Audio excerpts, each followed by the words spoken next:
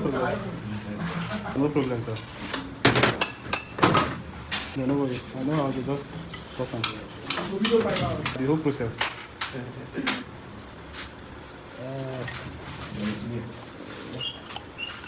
Alright, let me show. But you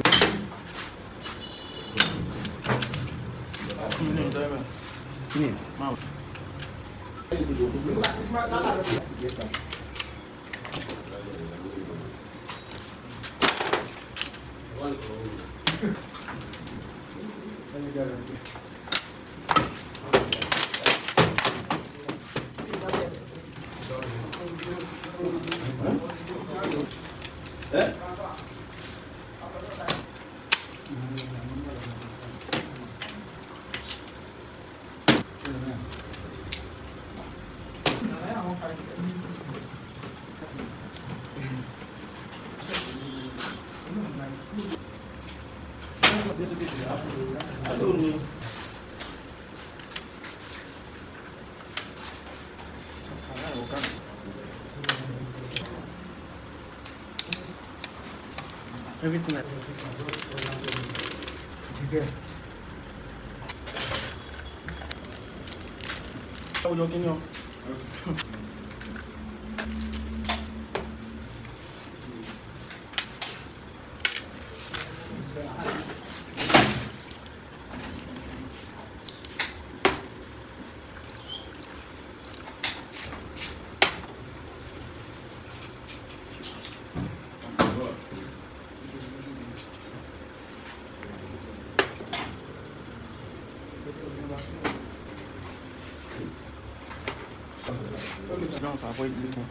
Okay. Like why the threading?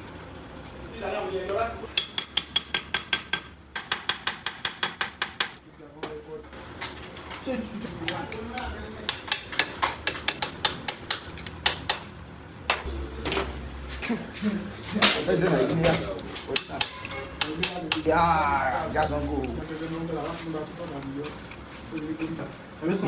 In the watch up now. I only want to catch them.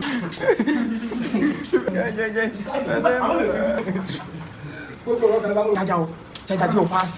Tell Oga say, cry this charger no fast.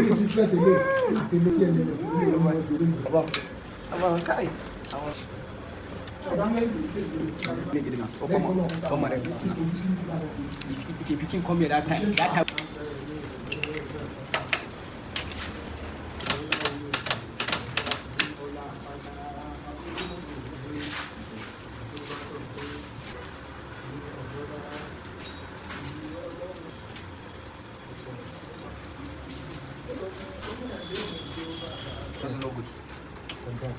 Even when we get to that, we say don't die.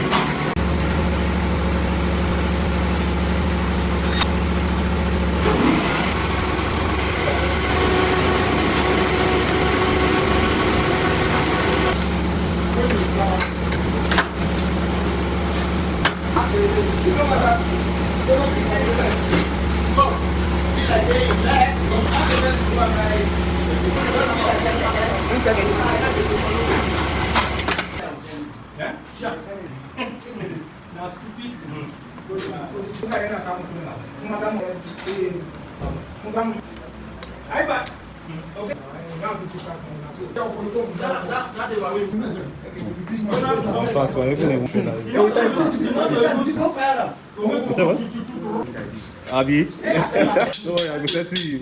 You will not send me your answer, don't worry. Abi, I don't see. No time, No time, bro. You don't understand.